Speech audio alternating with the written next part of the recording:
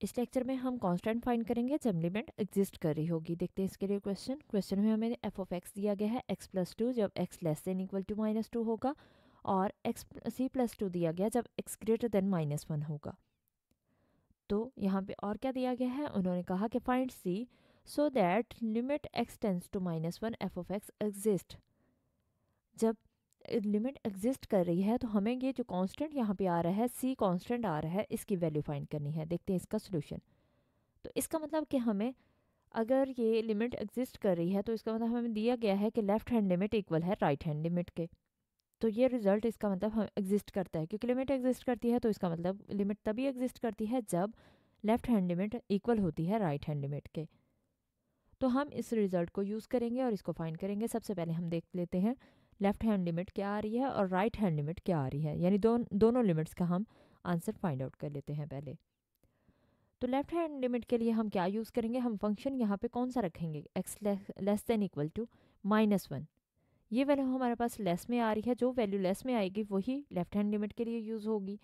तो यहाँ पे लिमिट x टेंड्स टू -1 और ऊपर नेगेटिव साइन, हमने ये जो छोटा सा नेगेटिव साइन लगाया है, इसका मतलब क्या है कि ये लेफ्ट हैंड लिमिट है। एफ ऑफ एक्स लिखा और एफ ऑफ एक्स की वैल्यू क्या आ रही है, लेफ्ट हैंड लिमिट पे x+2 आ रही है। फंक्शन में हमें वैल्यू दी गई है x+2 जब x लेस देन होगा -1। तो अब यहाँ पे हम -1 पुट कर देंगे x की जगह पे, x की वैल्यू आ गई -1 और +2 उसी तरह से आ गया। 2 - 1 कितना हो गया, 1। इसका मतलब लेफ्ट हैंड लिमिट हमारे पास आ गई 1। अब हम राइट हैंड लिमिट यूज़ करते हैं। तो राइट हैंड लिमिट के लिए हम x tends to x approaches to -1, ऊपर पॉजिटिव साइन लगाएंगे। राइट हैंड लिमिट को रिप्रेजेंट करता है positive sign F of X, और F of X greater than, जब x ग्रेटर देन होगा -1 पे, तो क्या दिया गया है हमें, ये दिया गया है c+2। तो एफ ऑफ एक्स की जगह आ गया c+2।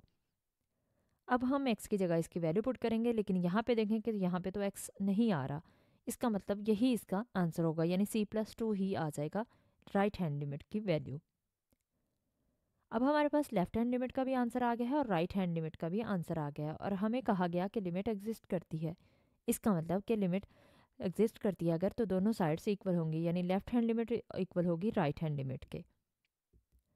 तो हमने लिखा कि लिमिट एग्जिस्ट करती है, इसलिए लेफ्ट हैंड लिमिट इक्वल आई राइट हैंड लिमिट के। अब हम इनकी वैल्यूज पुट कर देते हैं, क्योंकि हमें सी की वैल्यू फाइंड करनी है। तो लेफ्ट हैंड लिमिट में हमारे पास आंसर कितना आया है, 1।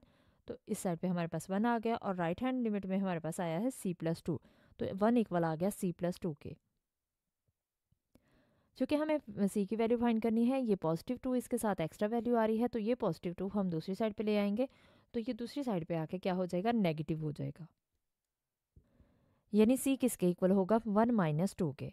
और 1 - 2 कितना होता है, -1 होता है, क्योंकि बड़ी वैल्यू का साइन नेगेटिव है, इसलिए -7 आएगा। तो सी की वैल्यू हमारे पास कितनी आ गई, -1। और यही वैल्यू हमें फाइंड करनी थी। ये हमारे पास इसका सोल्यूशन आ गया।